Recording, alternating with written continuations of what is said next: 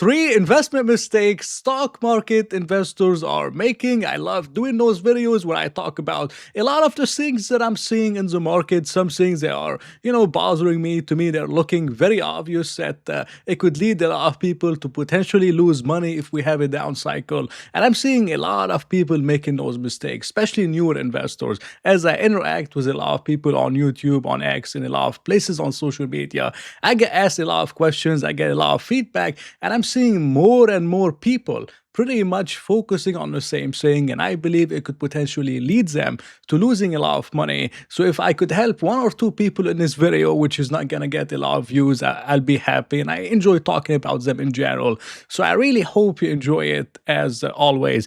Now, the first thing that I notice a lot of people are doing in 2026 is they're focusing on chasing high returns, not focused on risk-adjusted returns, meaning how much risk am I taking versus how much I could make. They're mainly focused on chasing high returns. And this is because right now you can go on X, you can go on YouTube, but mainly on X. And you see a lot of people are up 50% year to date, 100%, 200%, 300% year to date. They put a few $1,000s in some growth stocks and they went up, and with deposits, it looks 300% year to date. Maybe you're outperforming the S&P, but you look at them, they're up 300%. You get frustrated, you feel depressed, you feel like you need to get out of your discipline, you feel like you're doing something wrong just because someone else is getting rich overnight and you're not. So you break your discipline and you decide to do all kind of crazy things with options and leverage and putting all your portfolio into unprofitable growth stocks or whatever. And it works for a while, and there will come a time where it's not going to work.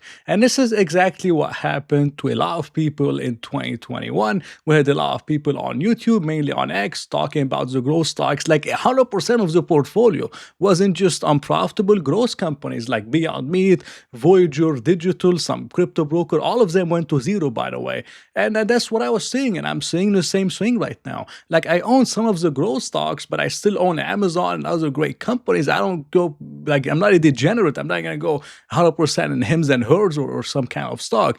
But I'm seeing more and more of that, and people are getting tempted to do it. This is what happened in 2021. After 2021, we had a 2022 crash. A lot of those stocks went down 50 to 70%. Some of them went to zero. And a lot of those people that were talking about those stocks have left YouTube, and I still haven't seen them again because I was looking on YouTube back then, and a lot of those people have pretty much disappeared overnight.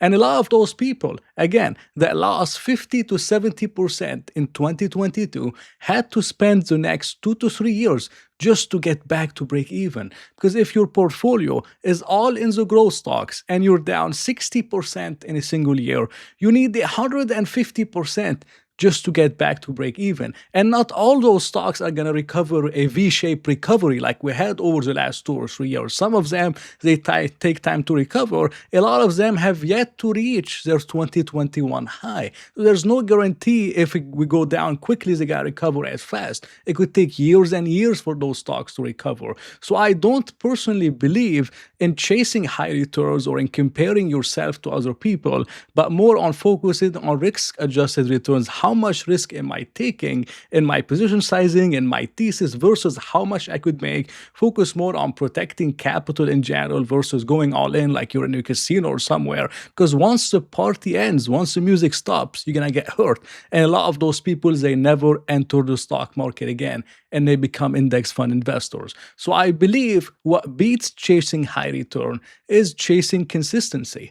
The reason why Warren Buffett is the best investor ever isn't because he achieves the highest annual returns. His average return is 20% a year. Druckenmiller's average return is 35%. Many people have destroyed Warren Buffett's return, but Warren Buffett is the greatest of all time, not because he achieved 20% a year, but because he was able to do it for about 60 or 70 years. So he was able to find a consistent strategy And this consistency has led him to outperform a lot of people that did it for a while and returned 30%, couldn't continue, or a lot of people that eventually blew up after all the leverage and all those things that they did. So chasing consistency and surviving is much better than going all in and getting lucky one time, because this luck is not going to repeat itself and you might get overconfident and do a lot of things and potentially get wiped out.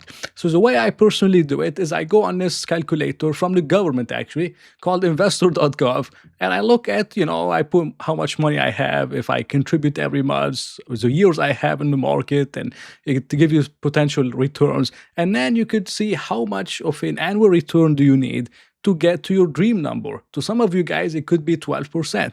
Maybe index funds and dividend stocks is the best way to do it. For me personally, I structure my strategy to deliver 20 to 25%. Over the last 4 years, 5 years, I delivered about a 34% average annual return, but my strategy is based on 20% plus. So if I'm getting my 20%, I don't really care about getting 300% because some other guy got lucky, did options and did it. I focus on my goals and why I'm in the market in the first place. And I'm not in the market to try to be the best and take on risks to be the best. So it's very important not to chase high returns, but to chase consistency and focus on yourselves, not much on others.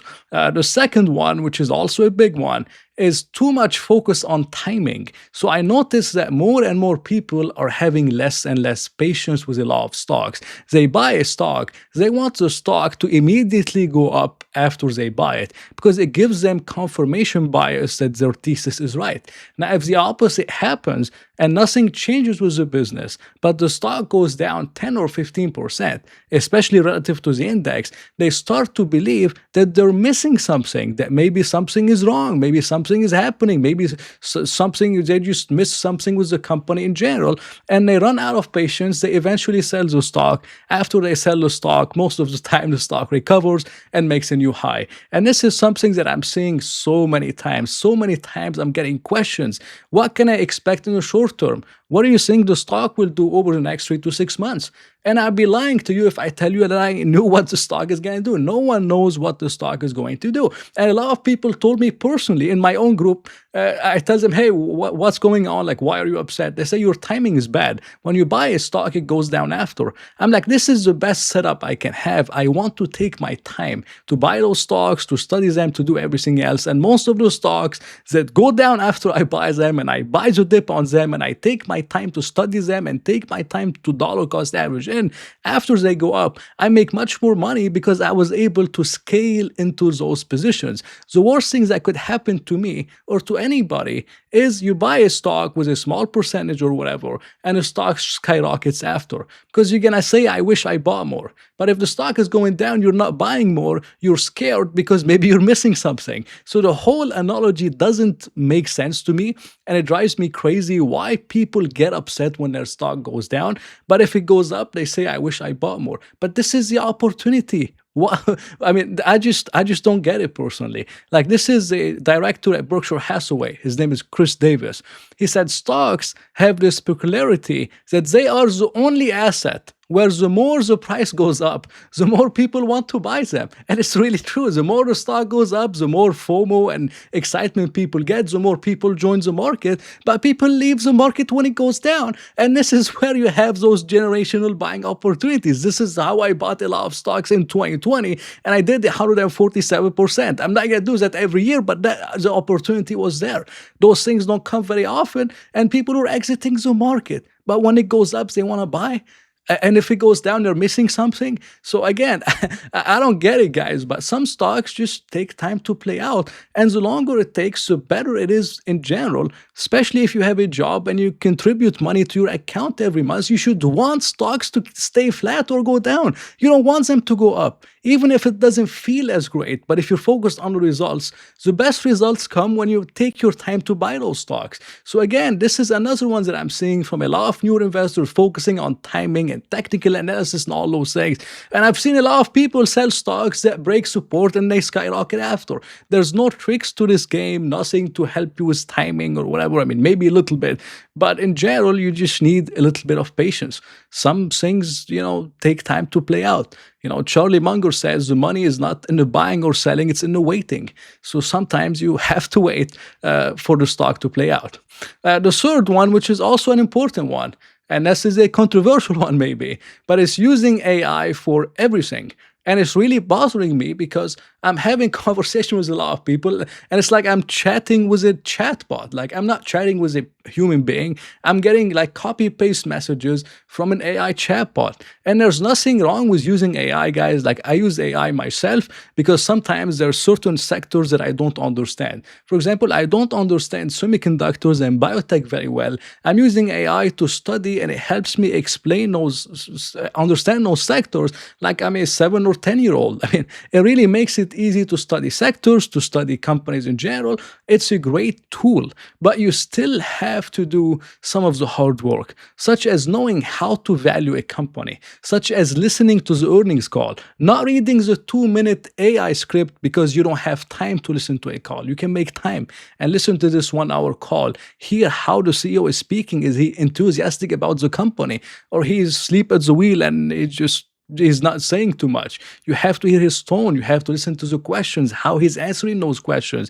You have to look at the investors day. If it's 3-4 hours, watch it 3-4 hours if you're really interested in investing in the company. And reason why all those things are important is because once the stock goes down 20, 30, 40, 50%, and it's eventually gonna go down that much at some point, AI is not going to help you. If AI gave you a valuation model, AI gave you a thesis, AI gave you all those things, and it gave you even technical points to enter, and the stock goes down, you're not going to have confidence because you don't really know what you own. You depended on AI the same way some of you guys depend on people on X or YouTube to buy or sell stocks. And then once those stocks go down, you call the people on YouTube all kind of names because you don't know what you own. And it's the same thing with AI. If you don't put in some work into valuing a company, knowing what it's actually worth based on your own judgment, listening to the CEO, retaining information from the call, retaining certain things, you're not going to have patience or confidence to hold those stocks once they go down 30, 40, 50%. And that really, again, I'm seeing it a lot. Like I did a video last month on how to value stocks, and someone told me in the comments, why do I need to value stocks? I just ask AI. Yeah, we're going to see what AI does for your confidence once those stocks go down 50%, or if we have a market that doesn't go anywhere for 3 to 4, 5, 6 years, which is very, very possible. So it's nothing wrong with using AI in general, especially for research. It's good for research. But for most of those things, you have to put in some work to retain some confidence and to have confidence in your own judgment, because this is the only thing that's going to matter.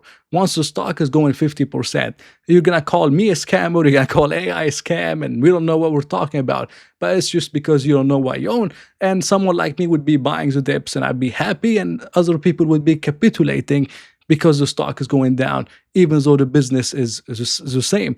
And that's when you have all those opportunities. So those were the things I wanted to share today: chasing high returns, too much focus on timing, and using AI for everything. If you're interested in more in-depth videos on how to value stocks and other things, I share everything I do in my group. This is the link if you're interested. But thank you very much for listening to me. It was a boring video, you could say. Hope you enjoyed it. It was not financial advice. If you did enjoy it, please press the like button and maybe consider subscribing. So I'll talk to you in another video.